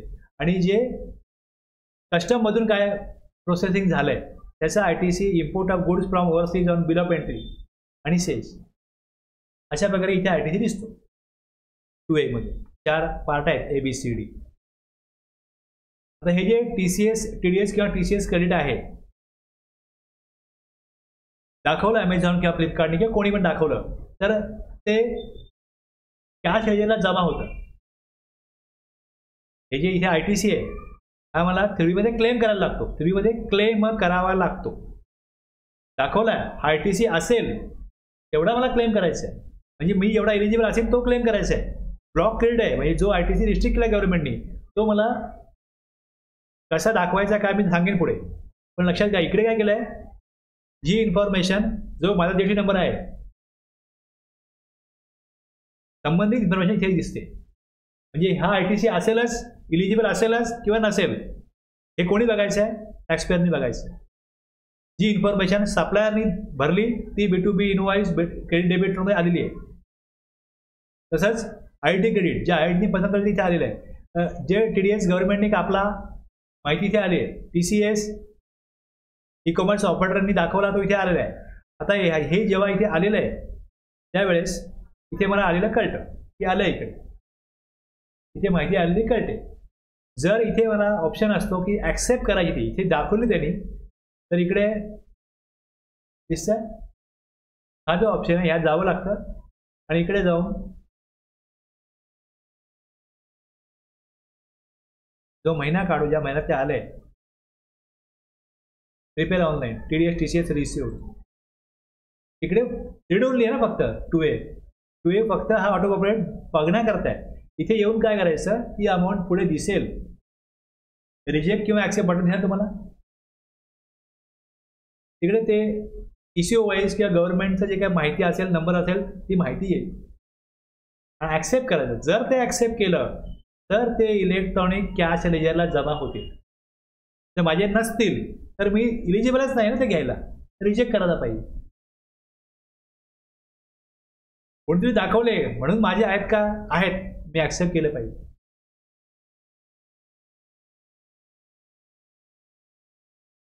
एवढं मग इथे येणार ते जर ॲक्सेप्ट इलेक्ट्रॉनिक क्रेडिट येणार तुम्हाला आता दिसतंय जी अमाऊंट युटिलाइज केली गेली नाही लायबिलिटी पे करताना एक्स्ट्रा क्रेडिट आलेलं आहे ते इथे दिसतं तुम्हाला क्रेडिट लेजरला. तसं कॅश जोपर्यंत रिटर्न जेव्हा भरतो तर रिटर्न क्वार्टरली आहे, पेमेंट मंथली आहे, महिन्यामध्ये तुम्ही अमाऊंट भरत राहा आणि ज्यावेळेस लायबिलिटी तुम्ही डिस्चार्ज कराल तेव्हा ही क्रेडिट कॅशला जमा असलेली अमाऊंट वापरली जाते असं आहे. आणि ज्यावेळेस आपण क्रेडिट 100 रुपये माझा लायबिलिटी आहे आणि 120 रुपये क्रेडिट आहे त्यावेळेस 100 वापरला जाणार आणि 20 जमा राहणार. पण जे तुम्ही क्रेडिट लेजर बघाल त्या क्रेडिट लेजरला तिथे तुम्हाला दिसतं की 120 क्लेम केला जेव्हा तेव्हा 120 पहिले जमा झाले क्रेडिट लेजरला आणि 120 मधले 100 वापरले गेले. बॅलन्स क्लोजिंग बॅलन्स 20 हा तुम्हाला हे जिथं मला दिसतंय हा क्लोजिंग बॅलन्स आहे. रिटर्न भरण्याचा क्लोजिंग बॅलन्स आहे.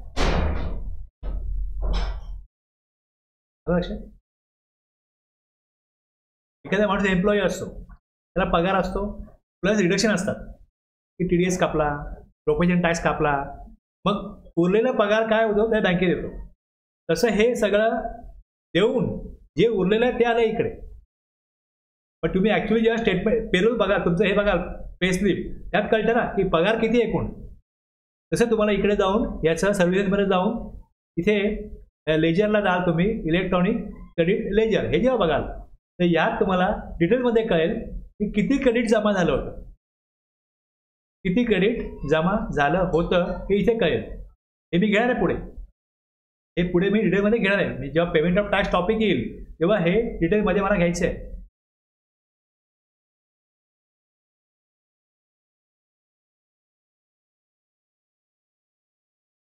त्या इथे मला दिसतंय ही अमाऊंट जमा आहे. तसं वरती ओपनिंग बॅलन्स आहे, क्लोजिंग बॅलन्स आहे. ओपनिंग बॅलन्स किती होता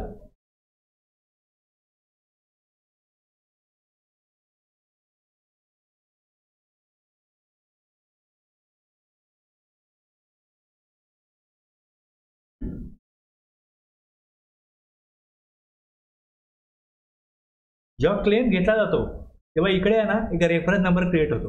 या नंबरला किती क्लेम घेतला, मग तो ITC वापरला गेला तर एक नंबर जनरेट होतो, लायबिलिटी पे केली. एक ट्रान्झॅक्शन आहे. ITC क्लेम करणं, जेव्हा मी 3B भरतो तर विचारलं जातं की तुम्हाला हा ITC क्लेम करायचा आहे का, आणि तुम्हाला लायबिलिटी पे करायला लायबिलिटी अगेन्स्ट ITC वापरायचा आहे का. एक बॉक्स समोर येतो आणि उत्तर असं यस आणि नो. यस म्हटलं का एक एंट्री का होईल, ITC या महिन्यात किती आला ही एक एंट्री होईल, आणि वापरा लायबिलिटी करता दुसरी एंट्री होईल. या प्रकारे तुम्हाला हे लेजर मी घेईन परत यावरती, पण हे सगळं इथे दिसतं. आता ही जी एंट्री आहे, जेव्हा मी परत 3B देतो,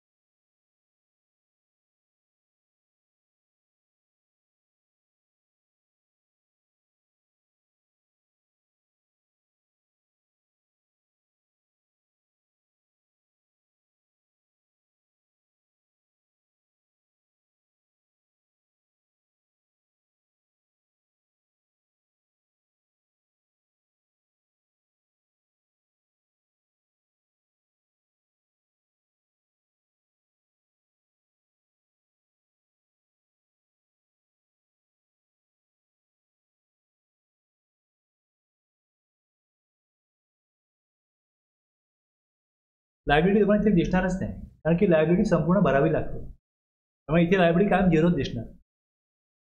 लायबिलिटी पेंडिंग रिटर्न होत नसते. काय दिलंय, रिटर्न लायबिलिटी रिटर्न मी तेव्हा भरलेलं आहे, अमाऊंट झिरो जाणार.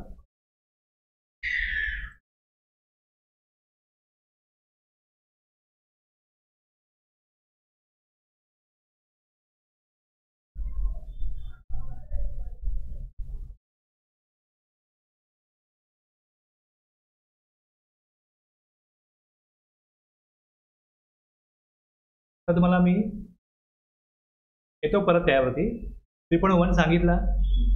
इथे 3.1.1 मध्ये काय आहे, 3.1.1 इथे काय आहे की जी इथे लायबिलिटी दाखवली, ही जी लायबिलिटी दाखवली इकडे,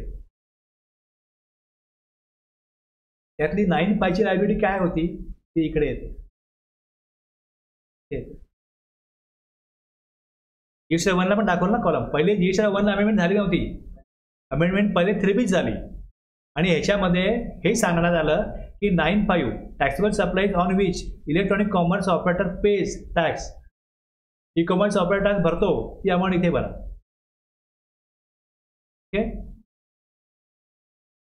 taxable supplies on which electronic operators pays tax 9(5) to be furnish by कोण आहे, इलेक्ट्रॉनिक कॉमर्स ऑपरेटर. मी 9(5) सप्लाय केलाय, इथे मला माहिती नाही भरायची. Taxable supplies made by registered person through e-commerce operator, याच्यावर टॅक्स भरायचा नाही, फक्त अमाऊंट दाखवा किती आहे. तशी अमाऊंट तिकडे दाखवायची होती GST 1 ला, ई कॉमर्स ऑपरेटर सप्लाय किती केला हे दाखवा, तशी अमाऊंट इथे दाखवायची. हे कोणी भरायचं आहे, to be furnish by registered person making supplies through e-commerce operator, आणि ही कोण भरणार, to be furnish by electronic commerce operator 9(5) मधलं.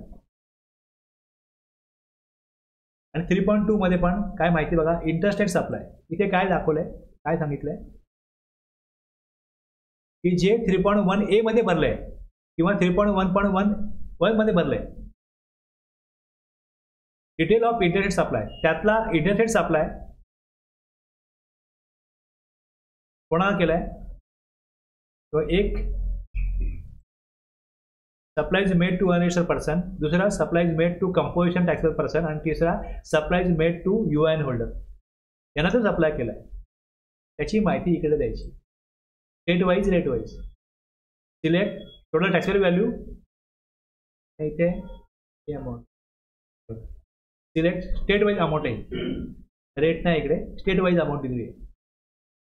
टोटल टॅक्सेबल व्हॅल्यू आणि अमाऊंट ऑफ IGST. राज्याबाहेर आहे ना, मग IGST असणार आहे.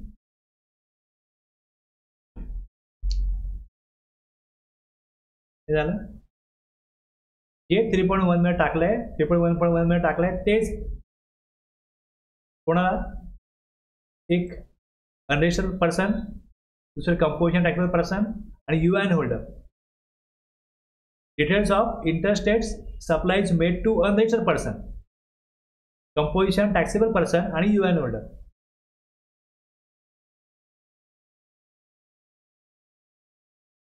इथे टाकायचं स्टेट वाईज ही माहिती द्यायची. इकडे डिक्लेअर केले ऑलरेडी, त्यांना फक्त इथे स्टेट वाईज ब्रेकअप पाहिजे.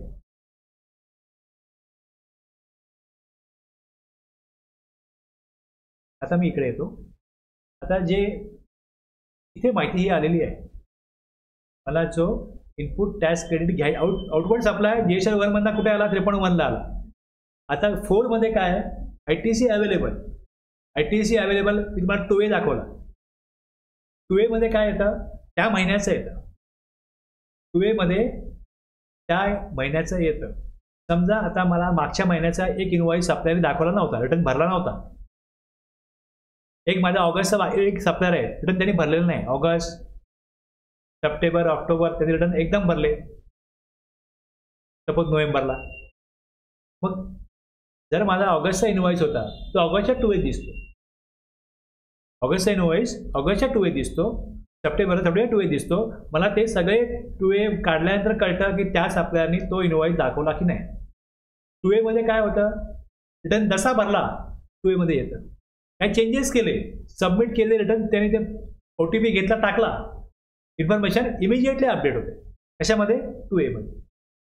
2A काय म्हणतात, डायनामिक.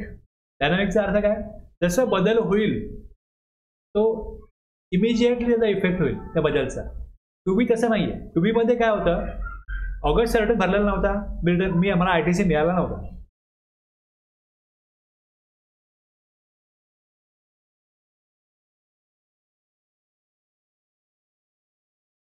आता महिना कुठला चालू आहे, आता ज्या वेळेस डिसेंबरला मी 11 ही डेट आहे, GSR 1 भरायला जाईन आणि जो माझा ITC आहे त्याचा मी विचार केला. मी जेव्हा GSR 1 11 तारखेला ज्यावेळेस GSR 1 भरीन तेव्हा रिसिपेंटला तो ITC मिळतो, पण माझा पण इनवर्ट सप्लाय आहे, तो GSTR 2A येतो, याचा मी GSTR 3B मध्ये ITC क्लेम करणार. आता ज्या वेळेस मी माझा 2A बघीन, डिसेंबरला मी नोव्हेंबरचा जो पिरियड आहे यात जो सप्लाय केलाय तेवढीच इन्फॉर्मेशन GSR 2B देईल. जो ऑगस्टचा माझा काही सप्लाय बाकी आहे, सप्टेंबरचा बाकी आहे, ऑक्टोबरचा, म्हणजे हे अगोदरचे 3 महिने आहेत. माझे काही सप्लायरनी रिटर्न फाईल केला नव्हता किंवा रिटर्न फाईल केला तेव्हा माझा इनवॉइस B2C मध्ये टाकला होता. आता हे जर अमेंडमेंट करतात तर ऑगस्टच्या 2A ती इन्फॉर्मेशन येईल, सप्टेंबरच्या 2A येईल, ऑक्टोबरच्या पण 2A येईल आणि नोव्हेंबरचं जे करतील ते नोव्हेंबरच्या 2A येईल. आता मी ऑगस्टचा ITC घेतलेला नाही आहे, सप्टेंबरचा घेतलेला नाही आहे, ऑक्टोबरचा घेतलेला नाही आहे. ते जे इनवॉइस आहेत त्या सगळ्यांची इन्फॉर्मेशन माझ्या GSTR 2B मध्ये एकत्रितपणे येईल. कधी येईल, 13 तारखेनंतर. 14 तारखेला काय होतं, 13च्या रात्री ते बघतात की आता मी समजा एक ABC व्यक्ती आहे, तर माझ्या नावाने इलिजिबल ITC किती आहे या महिन्यात किंवा असू शकतो, म्हणजे जे GSR 1 फाईल झाले आता त्या पिरियडला त्याचा ITC ने घेतलेला नाही आहे, ते हे ऑगस्टमधले माझे 2A झाले ते आहेत, हे सप्टेंबर 2A झाले, तो 2A ना ते उचलेल आणि ते 2B आणून टाकेल. लक्षात घ्या. समजा मी काय म्हणतो, एकदा 2B मध्ये आले नंतर मग समजा आता एखादा इनवॉइस असा आहे की दुसरा इनवॉइस त्यांनी माझ्या नावावर टाकला होता, बरोबर आहे, तो पण 2B जाणून टाकेल तो. पण नंतर मी तो ITC घेणार नाही कारण की मी इलिजिबल नाही आहे. आणि ज्याचा होता तो विचार झाला, तुम्ही अमेंडमेंट केली, माझा इन्व्हॉइस कुठे आहे? मग त्यांना कळेल तुमच्या नावाने केला. मग ते परत अमेंडमेंट करतील 2A परत अमेंड होईल.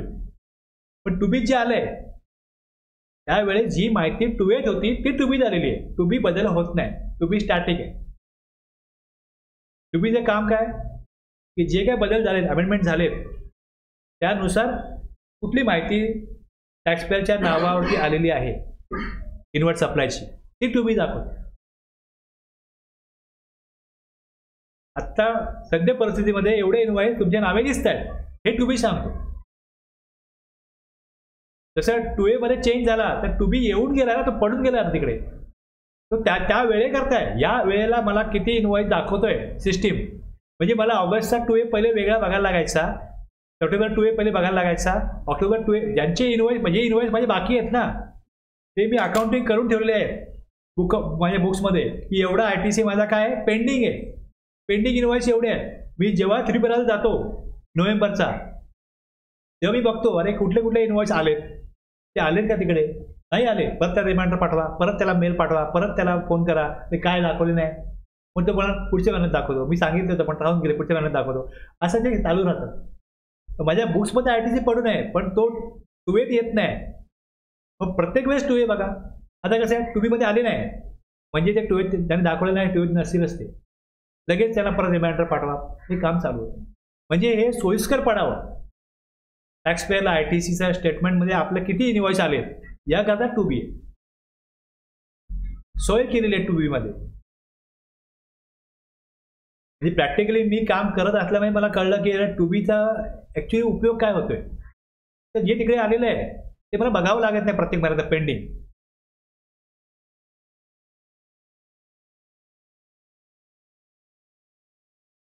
किंवा 2B दाखवतो पहिले आणि नंतर आपण ब्रेक घेऊ आणि परत ब्रेक नंतर हे कंटिन्यू करू.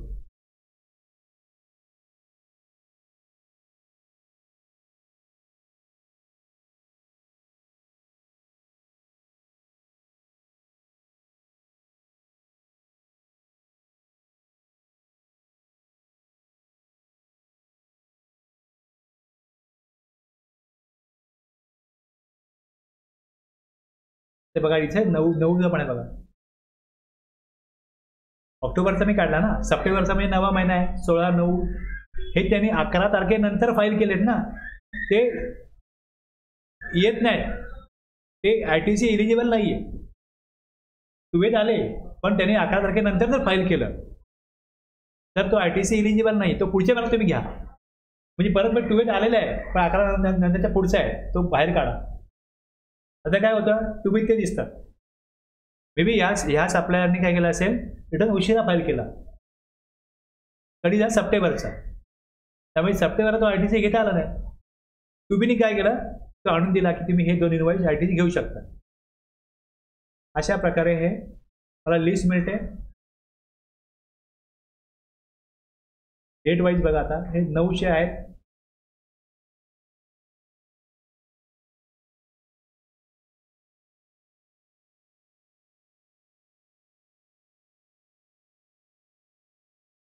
बाकी जे ऑक्टोबरचे अपेक्षित आहेत ते आलेत. आता ह्याच्यामध्ये एखाद्याने भरला नसेल इनवॉइस, बघितलं इन्व्हर्ट आपल्या, अरे ऑक्टोबरचे 2 इनवॉइस आलेले नाहीत एका पार्टीचे, पण त्यांना परत कॉन्टॅक्ट करणार. पहिले बघणार 2A आलेत की नाही. 2A आलेत मग ते नेक्स्ट मंथला ITC घ्यायचं. जर 2A पण नाही आले, रिटर्न फाईल नाही केला, रिटर्न फाईल केला पण 2A दिसत नाहीत, म्हणजे B2C टाकला त्यांनी. मग अशा प्रकारे हे काम चालतं. म्हणजे ज्या वेळेस 2B जनरेट होतो तर आम्ही आमच्या बुकमध्ये असलेला इन्व्हर्ट सप्लाय आणि इथला इन्व्हर्ट सप्लाय चेक करतो टॅक्सपेअरसाठी, बरोबर आहे. पण डिपार्टमेंटला तेच बघायचं आहे की यांना इलिजिबल ITC किती होता आणि यांनी किती घेतला. बरं, सिस्टीम कशी वर्क होते हे लक्षात घ्या पहिले. आता हा जो आकडा आलेला आहे 2B मधला, हा एकूण जो आकडा आहे, आता हे नवीन त्यांनी सिस्टम चालू केलेली आहे याच्यामध्ये IMS. याला मी क्लिक केलं इकडे,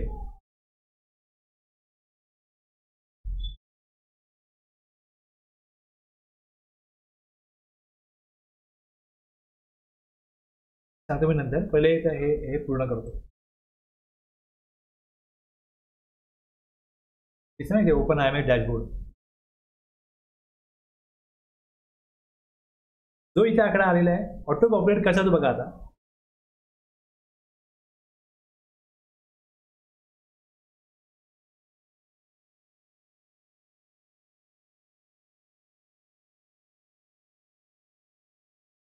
हा जेव्हा 3B मध्ये येईल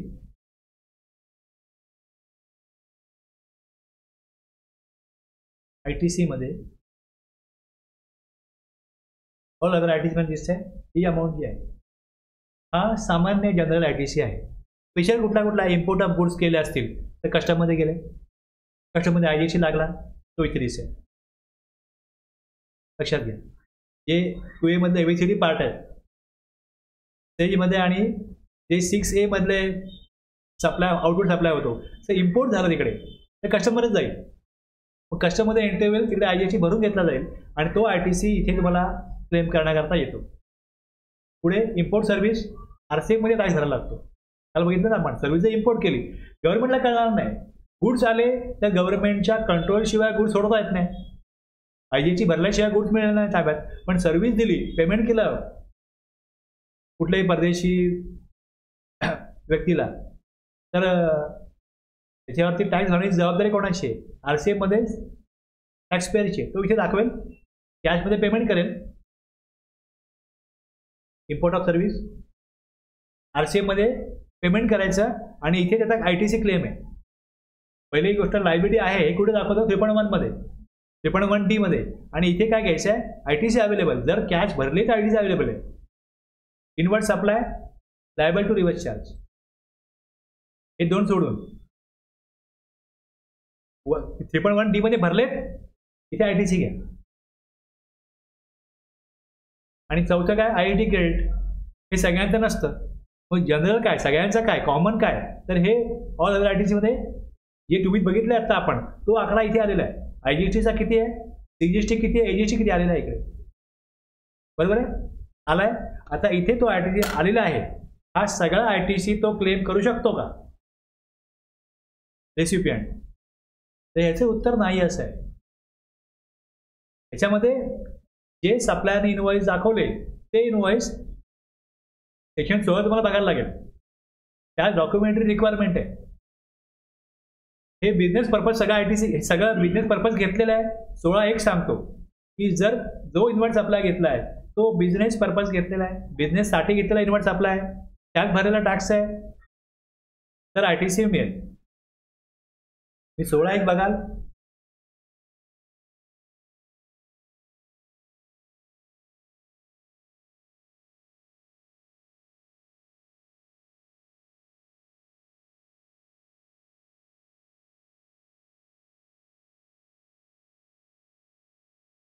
रजिस्टर्ड पर्सनला ITC घेता येतो. 16(1) सांगतो.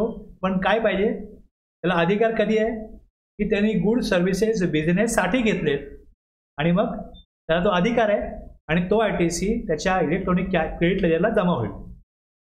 हे 16(1) सांगतो. आणि 16(2) तुम्ही याल तर 16(2) तुम्हाला हे सांगतो की नॉटविथस्टँडिंग एनिथिंग कंटेनिंग दिस सेक्शन 16 मध्ये काही कुठे सांगितलं असलं तरी खाली तुम्हाला अटी शर्ती दिलेल्या आहेत. बिझनेस करता घेतलाय त्यांनी पण मग तो डॉक्युमेंट आहे का, त्यांनी गुड सर्व्हिस संपूर्ण रिसिव्ह केल्यात का, म्हणजे हा ITC जो घ्यायचा आहे तुम्ही सगळं हे वाचाल. खूप डिटेलमध्ये आहे हे सगळं आपल्याला बघायचं आहे. फायनली तुम्ही सगळं हे कराल तेव्हा तुम्हाला इलिजिबल ITC मिळतो.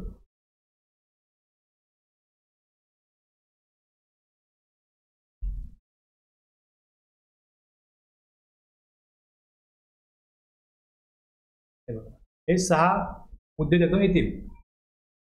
मी जेव्हा सगळा संपूर्ण 16 आणि 1 आणि 2 बघाल. बिझनेस करता घेतलाय 16(1) ठीक आहे. पण पहिलं काय ही as valid tax invoice debit document जे आहे ते आहे त्याच्याकडे, त्यांनी संपूर्ण गुड्स रिसिव्ह केलेत. तिसरं ते GSR 1(1) भरलाय, सप्लायरने टुबीत आलेत. तसंच 38 सेक्शन जो आहे त्यात रिस्ट्रिक्शन आहे किंवा हा ITC घेता येणार नाही. ते रिस्ट्रिक्ट 38 मध्ये केलेलं नाही आहे. आणि सप्लायरने टॅक्स भरलाय का त्याचा, सेबी फाईल केलाय का सप्लायरने, आणि रिसिपिएंटला ITC तेव्हा क्लेम करायचं. ITC कसा मिळेल? Business purpose input tax pay केला तर बिझनेस पर्पज आहे. डॉक्युमेंट आहेत, गुड्स सर्व्हिस संपूर्ण रिसिव्ह केले, सप्लायरने GSTR 1 मध्ये दाखवले किंवा 1 अमेंड करून दाखवले, ते टू बी आले, म्हणजे मॅचिंग झाला. ITC 38 मध्ये रिस्ट्रिक्ट केलेलं नाहीये. टॅक्स पे केला सप्लायरने, म्हणजे सप्लायरला रिसिपिएंटनी पैसे दिलेत, पण त्याने गव्हर्नमेंटला भरलेत का? भरले, थ्री भरले का त्याने? GSTR 1 भरला म्हणून टू बी आले, पण पेमेंट थ्री होतं ना. त्याने थ्री नसेल भरला तर तो ITC फायनली इलिजिबल राहणार नाही. सेक्शन 41 समोर आहे, त्यात हे दिलेलं आहे, सांगितले. पण या पहिले बिझनेस करता इन्व्हर्ट सप्लाय घेतलाय आणि या 6 अटी शर्तीप्रमाणे तो ITC मिळतो. आणि त्यात पण जर सप्लायर टॅक्स नसेल भरला तर मग तो ITC जो घेतलाय तो रिव्हर्स करायला लागतो. एवढी प्रोसिजर. आता आपण जे तुम्हाला कसं काम चालतंय सांगितलं. आता याचा ॲक्च्युली लॉ काय आहे इलिजिबल ITCचा, हा सेक्शन 16 मध्ये आहे. 17(5) पण आहे, ज्यामध्ये ITC ब्लॉक केला असेल तर तो ITC मिळत नाही. म्हणजे परत तुम्ही इकडे बघाल की हे जे बी आहे ITC रिव्हर्सल, इथे येऊन रूल 38 बँकांना 50% ITC मिळतो. रूल 42-43 त्यांच्यावरती अवेलेबल होतो की जे एक्झाम आणि टॅक्सेबल दोन्हीच अप्लाय करतात. म्हणजे काही इनपुट सर्व्हिस कॅपिटल गुड्स हे जर घेतलेत आणि आउटवर्ड सप्लायमध्ये एकदम सप्लाय पण आहे आणि टॅक्सेबल सप्लाय पण आहे, तर सगळं ITC इलिजिबल नाहीये. मग त्याची वाटणी करायला लागते. ती कशी वाटणी करायची याकरता रूल 42 आणि 43 आहे. आणि 17(5) सेक्शन जो आहे, सबसेक्शन 5 ऑफ सेक्शन 17, हा ब्लॉक क्रेडिट, म्हणजे जसं फूड बेवरेजेस, खाद्यपदार्थ आणि पेय जर परचेस केले असतील, बिझनेस करता केले, पाण्याच्या बाटल्या लोक घेतात ना, मिनरल वॉटर, जर कोण गेस्ट आला, काय मीटिंग आहे तर मिनरल वॉटर पाहिजे, हे याचा इनपुट टॅक्स क्रेडिट मिळत नाही. कुठलीही पेय मागवा, खाद्यपदार्थ मागवा, याचा इनपुट टॅक्स क्रेडिट मिळत नाही. अशी 17(5) मध्ये यादी आहे. जर का इथे आलेला आकडा तुम्हाला दिसतोय 1,14,827, याच्यामध्ये असा एखादा इनवॉइस आहे ज्याचा 17(5) मधलं जे ट्रान्झॅक्शन आहे त्याविषयीचा इन्व्हर्ट सप्लाय घेतला असेल तर तेवढा ITC इमानदारीत रिसिपिएंटचं काम आहे. खाली इथे तेवढा अमाऊंट तुम्ही दाखवा आणि तेवढा ITC काय होईल. इथे बघा, हे बी काय रिव्हर्सल आहे, ए काय उपलब्ध असलेले इनवॉइस आहेत. मग A - B net ITC available, हा ग्रॉस ITC आहे. यातनं हे वजा केलं तर काय येतं? Net ITC. आता गुड्स संपूर्ण रिझल्ट व्हायला पाहिजेत. गुड्स जर लॉटमध्ये आले, तुम्ही वरती वाचाल त्या 16 मध्ये की गुड्स संपूर्ण ज्या महिन्यात येतील ITC त्या महिन्यात घ्या. म्हणजे गुड इनवॉइस बनला ऑगस्टला, गुड्स पहिला लॉट ऑगस्टला आला, दुसरा सप्टेंबरला आला, तिसरा ऑक्टोबरला आला, तर मी ऑक्टोबरला ITC घेतला पाहिजे. म्हणजे जेव्हा मी ऑगस्टला ज्या हाय भरतोय तेव्हा हा आकडा जो दिसतोय यामध्ये तो इनवॉइस आहे. मग तो मला टेम्पररी अदरमध्ये रिव्हर्स करायला लागतो. तात्पुरता रिव्हर्स, तात्पुरता करायचं अदरमध्ये, परमनंट 1 मध्ये. या सगळ्या ट्रीटमेंट आहेत, या डिटेल्समध्ये तुम्हाला कळाव्या म्हणून मी आता एवढा वेळ जवळजवळ की 1.5 तास झाला. GSTR 1 काय, लायबिलिटी 3B कशी जाते, संबंधित 2A 2B काय, अगोदर जरी मी थोडं बोललो असलो तरी आज परत का बोललो, लिंक लागाय म्हणून बोललो. कारण की मला असं वाटतं की तुम्हाला सेक्शन 16, 17 हे 2 जे आहेत हे तुमच्या नियमित रोजच्या कामातले आहेत. 18 स्पेशल त्यात काय पर्पजसाठी तो बनवला गेला आहे ते मी 3 घेणार. सेक्शन 16 घेणार आहे, 17 घेईन, 18 पण घेईन, पण 16, 17 नेहमी पक्के पाहिजे, एकदम तुम्हाला क्लिअर पाहिजे, ते कळावे म्हणून मी एवढं सगळं वेळ घालवला आहे. समजलं ना साहेब?